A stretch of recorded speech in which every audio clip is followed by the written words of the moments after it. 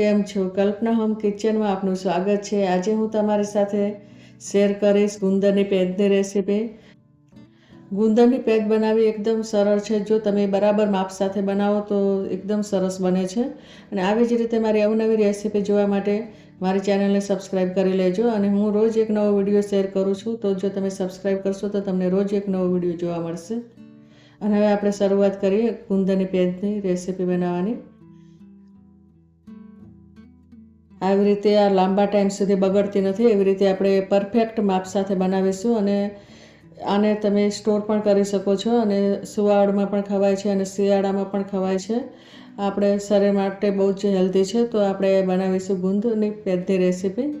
તો સૌપ્રથમ આપણે ઘી લઈશું, અને જે પણ માપ છે તે એક જ મેં કપ લીધેલું છે, એ પ્રમાણે જ માપ લેવાનું છે। જે મેં ઘી લીધું છે એ જ કપથી હું ગોળ લઈશ, અને એ જ કપથી બધા જ માપ લેવાના છે। તો તમારે એક જ જે પણ માપ રાખો તે એક જ વાસણનું રાખવાનું છે। અને જો વજનમાં જોઈએ તો તે 200 ગ્રામ લીધેલું છે। બધી જ વસ્તુ મેં 200 ગ્રામ લીધેલી છે। તો આવી રીતે આપણે આ પેજ બનાવવાની છે, અને આવી રીતે માપ હશે તો જ આ પેજ એકદમ સારી બનશે, નહીંતર આ પેજ બરાબર બનશે નહીં અને જલ્દી બગડી જશે। તો લાંબા ટાઈમ માટે બનાવવી હોય તો, અને 15-20 દિવસ સારી રહે એ રીતે બનાવવી હોય તો આ રીતે જ બનાવવાની।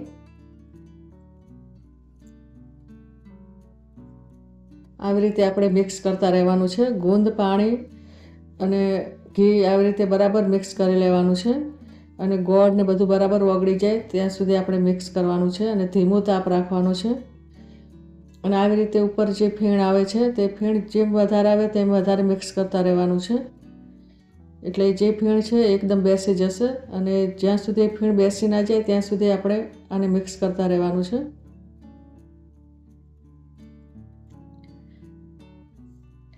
આવી રીતે જેમ વધારે ઉભરું આવે એવી રીતે વધારે મિક્સ કરતા રહેવાનું। જ્યારે આ ઘટ થશે એટલે આ જે ઉભરો છે એકદમ બેસી જશે।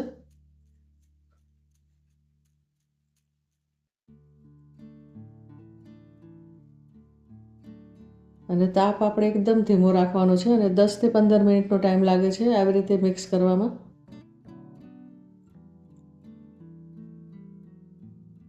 અને અંદર આપણે છેલ્લે બધા જ મસાલા ઉમેરીશું, તો તમે એન્ડ સુધી વિડીયો જોતા રહેજો કે આના અંદર આપણે કયા કયા મસાલા ઉમેરવાના છે।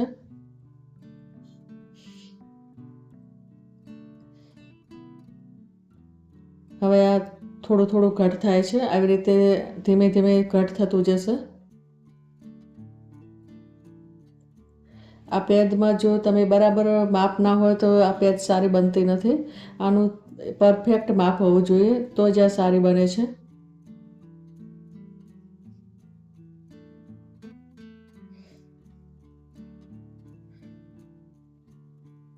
હવે આપણે અડધું ઘટ થઈ ગયું છે, આપણે એકદમ ઘટ કરવાનું છે।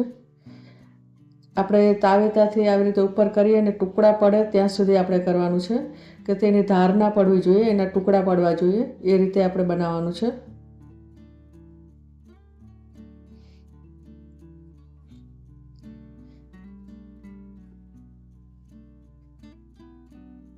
અને આવી રીતે સતત મિક્સ કરતા રહેવાનું।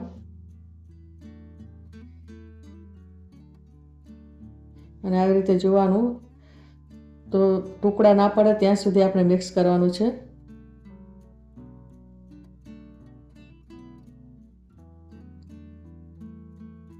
હવે થોડા થોડા ટુકડા પડે છે પણ હજી બરાબર નથી, તો આપણે આવી રીતે મિક્સ કરતા જ રહેવાનું છે।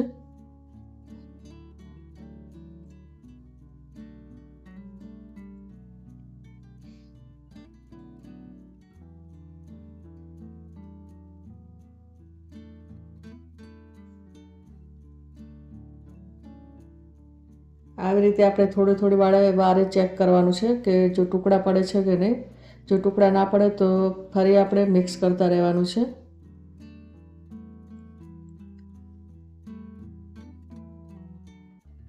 હવે આપણે નારિયેળનું છીણ ઉમેરીશું અંદર 100 ગ્રામ।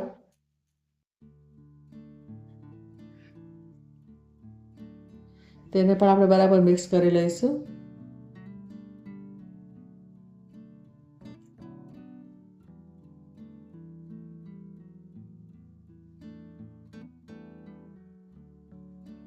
આપણે આ ગંઠોડાનો પાવડર છે એને 2 ચમચી ઉમેરવાનું છે અને સૂંઠ પાવડરને પણ 2 ચમચી ઉમેરવાનું છે.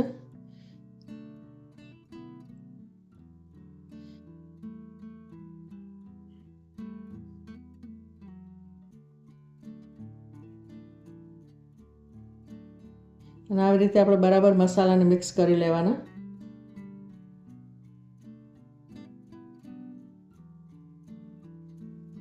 અને થોડું ઢીલું હોય ત્યારે જ આપણે નારિયેળનું છીણ અને બધા મસાલા ઉમેરી લેવાના છે અને પછી આપણે ઘટ કરવાનું છે. તો આપણે કેટલું ઘટ કરવાનું હોય એ પર ખ્યાલ આવી જાય છે. અને જો એકદમ ઘટ થઈ જાય અને તમે છીણને બધું ઉમેરશો તો પણ સારું નહીં બને, તો એકદમ કડક થઈ જશે. તો થોડું ઢીલું હોય અંદર આપણે બધા મસાલા ઉમેરી લેવાના છે. હવે આપણે મગજતરીના બીજ છે તે ઉમેરીશું અને કાજુ, બદામ અને પિસ્તા ઉમેરીશું અંદર અને ખસખસ ઉમેરીશું. તમારે જે પણ ઉમેરવું હોય ડ્રાયફ્રૂટ્સ એ ઉમેરી શકો છો તમે. અને આવી રીતે આપણે બધું મિક્સ કરી લઈશું.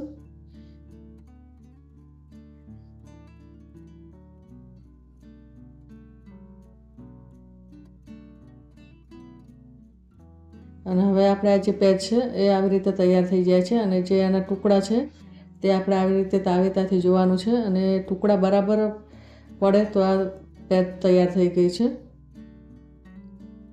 આવી રીતે ગેસ આપણે બંધ કરી દેવાનું છે અને બંધ કરી અને આપણે 5 મિનિટ સુધી આવી રીતે મિક્સ કરવાનું છે.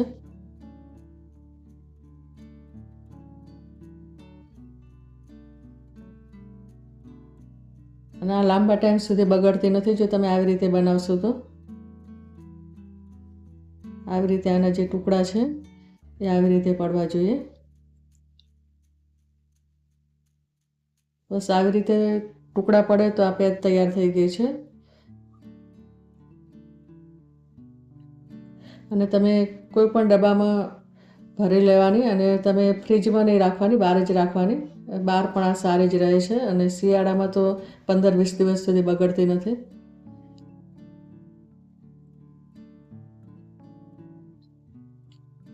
આવી રીતે આપણે બરાબર મિક્સ કરી અને પછી એક બાઉલમાં કાઢી લઈશું. અને આવી રીતે જે આપણે બાઉલમાં કાઢીએ ત્યારે આવી રીતે ટુકડા પડે તો જ આ બરાબર બને છે. અને જો ઢીલી હશે તો જલ્દી બગડી જશે અને વધારે ટાઈમ નહીં રહે. જો વધારે ટાઈમ રાખવું હોય તો આને બરાબર તમારે પકાવવાની છે અને બરાબર બનાવશો તો જ આ લાંબો ટાઈમ રહેશે. અને આને આપણે કોઈ પણ બરણીમાં ભરી લેવાની છે અને એના ઉપર જાળી ઢાંકવાની. અને બહુ એકદમ ફિટ નહીં ઢાંકવાનું જો તમારે વધારે ટાઈમ રાખવી હોય તો. અને આવી જ રીતે મારી રેસીપી જોવા માટે મારી ચેનલને સબસ્ક્રાઈબ કરી લેજો. હું અવનવી રેસીપી રોજ શેર કરું છું. અને હવે મળીશું આપણે બીજી રેસીપીમાં. ત્યાં સુધી બાય.